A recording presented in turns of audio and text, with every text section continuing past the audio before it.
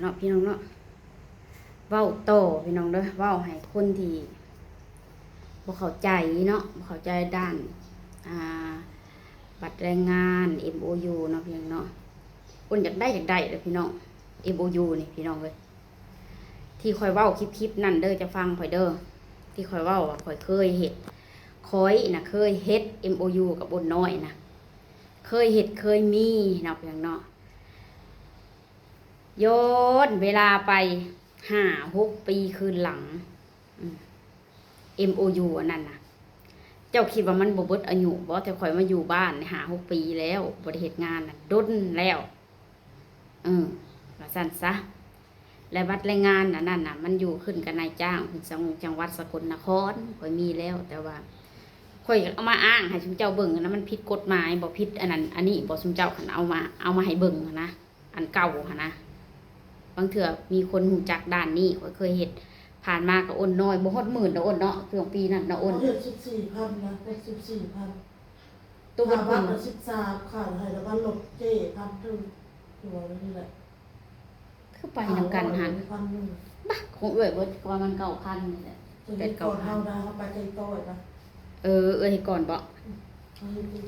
มีอ้นน้อยมีน้องต้อยมีข่อยเขามีอยู่บัตรครับแต่ว่าก็เคยโซ่แต่เขาโซ่แบบเขาบ่ได้โซ่จริงเฮ็ดเวียกนำกันนะว่าซั่นซะเอามานั่นอยู่เฮาตัวเอามาบ่เอามาเลยบัตรอยู่เฮาเบ็ดอยู่อันเก่าฮะเอามาบัตรสีชมพูคิดว่าบ่ได้เอามาเพราะมันเบิดอายุแล้วคันแม่นว่าเฮาได้เฮ็ดกับนายจ้างคนใหม่จังซี่นะพี่น้องมันก็ต้องได้เฮ็ดใหม่เริ่มใหม่อยู่ดีนะเพราะว่ามันเบิดอายุไปแล้วนะความหมายของข่อยที่ว่าข่อยบ่ถือมานะมันก็บ่มีความหมายแล้วมันเบิดอายุแล้วนะมันก็ได้เริ่มใหม่กรอกใหม่เขียนใหม่เบิดทุกสิ่งทุกอย่างนะเขาถ้าเฮาเข้ากับนายจ้างคนใหม่นะแบบนี้อันนี้มาเว้าสิค่อยว่าที่2 บาททำนองอะไรวะคอมเมนต์นะอ้นยืมอ่านในคราวนึงเว้านั่นแหละข่อยเคยเฮ็ดอ้นน้อยเคยมี MOU ถ้าข่อยบ่เคยมี MOU ข่อยจะเปิดธนาคารบัญชีทางฝั่งไทยจะบ่ได้การละครต่อไปมาอย่าเขานะอันนี้นะอันนี้บ่สนใจบ่สำคัญปานใดดอกเฮาแค่ตอบกับอันเรื่องนี้เอาก่อนมาคือออกมาเว้าแบบนั้นมั่นหน้านะมั่นโหนว่าเคยมี MOU เคยมี1,000,000%เคยมีเนาะข่อยมีแต่ข่อยถ่ายรูปไว้นำโทรศัพท์ซื่อๆมันอ้างได้บ่ล่ะพี่น้องมันอ้างมันโชว์ได้บ่มันบ่ผิดหยังบ่อันนี้ข่อยบ่ฮู้อันนี้นี่นะน้องพี่น้องข่อยยังมันผิดแบบกาประเทศประเทศไทยอันนั้นอันนี้นะมันมีกาอีหยังล่ะพี่น้องนกคุดนกคิดนะข่อยยังมันผิดนะพี่น้องอยากมาให้เราเบิ่งบ่ข่อยก็เคยเฮ็ดอลีข่อยเคยมีหากมันเบิดอายุไปแล้วเพราะว่าค่อยเฮ็ด YouTube เนี่ยเขาก็โละเลยนะบ่ได้เฮ็ดเลยบ่ได้ทำมาทำงานเลยก็เฮ็ดรายได้ใน YouTube นี่นะแบบนี้นะว่าเคยมี MOU แล้วสามารถมาทำงานได้เคยมีมันเบิดอายุเนาะนอกจากว่าเฮามาเฮ็ดงานแล้วเฮาก็ต้องคือข่อยเว้าไปคลิปเบื้องต้นนั่นแหละจนเฮาอยู่ได้ยังได้พู่นแล้วนายจ้างเพิ่นจังว่าอยู่ได้ไหมบ่จังซั่นจังซี่อยู่ได้บ่สะดวกใจบ่อยู่อันหยังใส่ไว้มุกสบายใจบ่ในการทำงานหรือว่าชอบบ่นะสิอยู่นำได้ดนบ่นะเพิ่นถึงจะเฮ็ดให้ได้ MOU นะก็เงินเฮาหั่นแหละว่าซั่นซะให้เพิ่นฮักเอาก็เงินเฮาหั่นแหละเฮ็ดอันนี้ตัวก่อนที่อ้นเฮ็ดน่ะก็เงินตัวเองเพิ่นก็เฮาก็เอาเงินนั่นนายจ้างหันก้อนเฮาก็คอยผ่อนเพิ่นให้เพิ่นฮักไปนะพี่น้องแนวนั้นนะความหมายของข่อยนะบัดนี้คือมาว่าต้องให้นายจ้างรองรับเนาะอันนี้โอ้ยคนผู้นี้จะเข้าใจยากอยู่คุณลุงมันต้องมีนายจ้างรองรับการเฮ็ดนั่นMOU เนาะคอยสอบถามทางบริษัทคักแม่ล่ะพี่น้องคอยถามทางบริษัทว่าข่อยจะเฮ็ด MOU ก่อนนี่แล้วข่อยจะไปเฮ็ดงานนี่ได้บ่ข่อยสอบถามได้ตัวนี้นะข่อยอยากเดินเรื่องเฮ็ด MOU ก่อนข่อยอยากได้บัตร MOU แล้วข่อยสิไปยื่นนี่ข่อยมีบัตร MOU นี่ได้บ่ข่อยอยากเฮ็ดแนวนั้นนะ ทางบริษัทเพิ่นว่าบ่ได้ไดเขาว่าจังซี่ต้องมีนายจ้างก่อนต้องมีที่อยู่นายจ้างอย่างชัดเจนแล้วก็เงินเดือนเท่าใดเพิ่นจ้างเจ้าแล้วก็สถานที่ทำงานอยู่ไสจังหวัดใดเฮาก็ต้องเอาเงินสื่อนายจ้างที่อยู่นายจ้างที่ประกอบการไปยื่นเสนอแล้วของลูกจ้างก็นำพาสปอร์ตไปเนาะหนังสือเดินทางไปแนวนั่นค่ะนะมันต้องมีที่ประกอบการสำเนาทะเบียนบ้านของนายจ้างและลูกจ้างไปด้วยกันก็เขียนตรงนี้นี่นั่นที่ว่าเคยเห็นที่ผ่านมาเนาะเอาแล้วลงส่วนว่าคอยลงส่วนเจ้าเนี่ยอาจจะฟังบ่เข้าใจบ่ฮู้เรื่องเคยเฮ็ด5-6 ปีคืนหลังบัตร MOU ถ้าทำปุ๊บมันได้กำหนดมันได้อยู่4 ปีเนาะพี่น้อง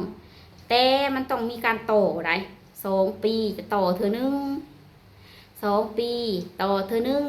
กำหนดหมดอายุของบัตรเลยนั่น4 ปีทุก90 วันไปรายงานตัวที่ตม.อย่าขาดเด็ดขาด90 วันไปรายงานตัวที่ตม.จ้าจักชัดเจนสำใด ยังบ่ชัดปานใดบอกเรื่องอะไรขอมารอบนี้ขอยอยากเฮ็ดเลยแหละพี่น้อง MOU ขอยยังติดต่อแล้วขอยเห็นนั่งรถไปแล้วขอยก็ถามทางบริษัทนั่นบริษัทนี่เฮ็ดได้บ่แบบเอาบริษัทน่ะรองรับเฮาไว้ก่อนนะเลยเฮาได้บัตรมาแล้วเนาะเฮาไปยื่นถามห้านใดแบบสินะหับเฮาบ่นี่เฮามี MOU จังซี่ข่อยจะเฮ็ดแนวนั้นนะพี่น้องมันบ่ได้เขาว่าบริษัทใดได้หั่นน่ะแนะนำแน่บอกแน่เอาคันได้แบบว่าเฮาเฮ็ดโลดนะเนาะอ้นบ่เสียบ่ แบบเฮามี MOU โลดเฮาไปเลาะหางานโลดโดยแบบบ่ยากเพิ่นว่าบ่ได้แนวนั้นเจ้าต้องมีบ่อนลงก่อนมีบ่อนลงแล้วก็มีโต๊ะนายจ้างรองรับเสร็จสัดคุยกันเรียบร้อยแล้วด้วยสิอยู่นานเป็นปี2 ปีจังซี่แล้วเพิ่นจึงเฮ็ดให้เลยเนาะอ้นบ่แม่นไปดำเดือนอยากเมื่อเด้อยากเมื่อหาลูกเด้อันนี้ไผบ่มีไผเฮ็ดให้แนวนั้นน่ะแล้วไปแนวนั้นแหละที่เว้าให้เข้าใจนะเรื่อง MOU นี่พี่น้องเอ้ยข้อยน่ะเคยเฮ็ดเคยมีสาวต้อยก็เคยมีอ้นน้อยเคยมีข้อยเคยมีเขาทำงานอยู่จังหวัดนครพนมอำเภอปะปากเนาะที่ผ่านมาเนี่ยร้านนั้นคาราโอเกะไส้ย่างจันจ้ะเป็นคลิปที่ผ่านมาที่เอื้อยข้อยไปถ่ายนะเห็นบ่เอื้อยข้อยไปถ่ายแล้วเขาก็ด่าข้อยเท่าทุกมื้อนี่พี่น้องอิกาลีด่าข้อยอยู่คนเดียวอันนี้นะกะลีเซโนต้นตอมันก็มาจากไส้ย่างคาราโอเกะนี่แหละเนาะพี่น้องยาเขาข่อยก็ถือว่าข่อยก็ทำงานแบบสุจริตหาเงินบ่ได้ลักเล็กขโมยน้อยไผเลี้ยงลูกเลี้ยงเต้าเนาะถึงแม้ว่างานที่ว่าซุมเจ้ารังเกียจบ่นะรังเกียจในตัวข่อยนะก็ตามซั่นจ้ะข่อยก็ว่าข่อยก็หาเงินเลี้ยงลูกเลี้ยงชีพข่อยเองนั่นแหละซุมเจ้าสิว่ากะลีเอาว่าก็ว่าไปเนาะพี่น้องงานแต่ละงานของคนมันก็เลือกบ่คือกันเฮาเลือกในงานที่ว่าเฮาถนัดเฮาด้วยอันนี้มันถึงจะอยู่ได้นานบ่แม่นว่าอะงานเฮ็ดไปก่อนเขาว่าเอ้ามาเฮ็ดเดือนหนึ่งบ่สิลาออกซะแล้วมันคือเป็นแนวนี้แบบเลือกงานแท้แบบนั้นแบบนี้นี่ซำนี้ก็เฮ็ดบ่ได้นะความหมายของข่อยบ่อยากให้นายจ้างมาเว้าแบบนี้แบบเป็นข่อยอยากให้แบบว่าข่อยอยากเอางานที่ว่าข่อยถนัดแล้วข่อยอยู่ได้ดนเลยนะข่อยเฮ็ด MOU นำคนนั้นแล้วข่อยตัดสินใจแบบว่าอยู่เป็นปี2 ปีไปเลยให้คุ้มค่ากับข่อยได้เฮ็ด MOU ข่อยได้สำหรับข่อยอันนี้เนาะให้คุ้มค่ากับสิ่งที่ข่อยได้เฮ็ด MOU กับเพิ่นว่าเฮาอยู่ได้แน่นอนเนาะทางนายจ้างลูกจ้างคือเว้าไปเบื้องต้นนั่นแหละเนาะอันนี้เว้าพื้น MOU โดยเฉพาะ MOU โดยเฉพาะเนาะพี่น้องเนาะอยากมีพี่น้องอยากเฮ็ดการมี MOU มันดีหลายอย่างมันมีใบประกันสุขภาพเฮา เวลาเขาเจ็บไข้ได้ป่วยภายในประเทศไทยเขาไปหาหมอเขาก็สิบ่ได้เสียเงินหลายเขาก็สิได้เสียแค่30 บาทเนาะพี่น้องเนาะมันก็สิมีตรวจโรคทุกปี แต่ละปีต้องได้ไปตรวจโรคทุกปีอะไรพี่น้องตรวจร่างกายว่าซั่นซะ